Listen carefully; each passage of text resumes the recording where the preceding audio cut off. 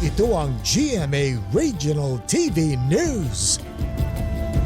Mainit na balita sa Luzon, hatid ng GMA Regional TV. Sa Baguio City, tumakas at nakipaghabulan sa mga otoridad ang isang van na kolorum pala. Chris, papaano nahuli ang driver? Connie, na-corner ang van matapos harangan ng sasakyan ng mga taga-Land Transportation Office. Sa video, makikita ang pag-counterflow at harurot na takbo ng van sa kahabaan ng Cannon Road.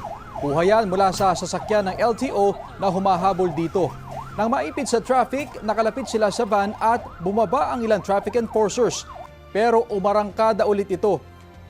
Tuluyan lang na corner ng van nang mabangga nito ang iniharang na sasakyan ng LTO.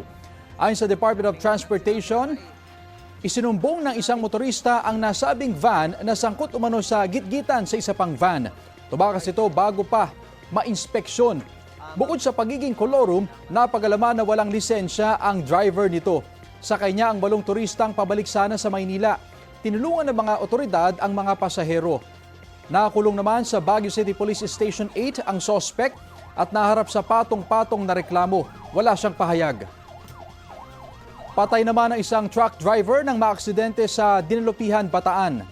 Base sa investigasyon, nawalan ng preno ang 10-wheeler habang binabagtas ang Bataan-Olongapo Road. Naunang bumangga ang truck sa gilid ng bundok hanggang umikot ang bago nito at tumama sa paparating na van. Kritikal ang kondisyon ng pahinante ng truck habang ligtas ang van driver. Patuloy pa itong inimbestigahan. Ito ang GMA Regional TV News. Mainit na balita sa Visayas at Mindanao mula sa GMA Regional TV. Patay sa pananaksak ang isang babaeng 36 anyos sa Vallehermoso, Negros Oriental. Sara, sino yung suspect? Rafi, ang dayuhang mister ng biktima ang inarestong suspect ng mga rumespondeng pulis. Base sa investigasyon, nag-away ang mag-asawa bago ang krimen. Sa loob ng kanilang kwarto, 63 beses sinaksak ng sospek ang kanya misis.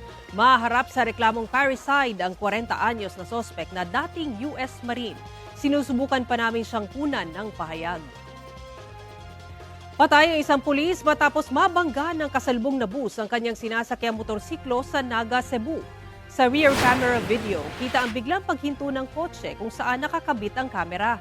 Nabangga ito ng kasunod na MPV sa kalsada ng Barangay Inuburan. Saka naman dumating ang bus na kumabig para iwasan ng MPV pero nakabangga naman sa biktima. Idiniklarang dead on arrival sa ospital ang biktima na miyembro ng Highway Patrol Group Region 7 matapos magtamo ng mga sugat sa katawan. Maharap sa kaukulang reklamo ang driver ng bus. Wala siyang pahayag.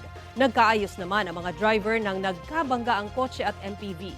Kita sa dashcam ng nabanggang kotse na bigla itong napahinto dahil sa bigla ring paghinto ng isang sedan sa harap nito. Hinahanap pa ng pulisya ang driver niyan para malaman kung bakit biglang huminto. Ito ang GMA Regional TV News. Hulikam ang pagtangay ng dalawang lalaki sa tricycle ng kanilang katrabaho sa Kalumpit, Bulacan. Napaandar ito ng mga sospek sa pamamagitan ng pagkalikot sa wiring. Nakita sa CCTV na minamaneho ng isang sospek ang tricycle at huminto para isakay ang kasabwat.